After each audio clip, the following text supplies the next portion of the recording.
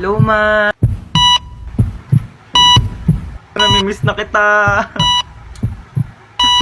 Puro ka talaga cellphone, ha? Kamusta yung mga yan, lola mo? Ay, hello po, lola. Kamusta po? Diba? As if mo magsasalita yan. Comatose nga, diba? Puro ka talaga kalokohan, ha? Ay, hindi na po. Joke lang po, joke lang. Hala, lobat na ako. Yun, may dala akong charger. Saan naman ako magsasaksak dito? Ayun, may saksakan. Anong tatanggalin ko dito sa dalawa?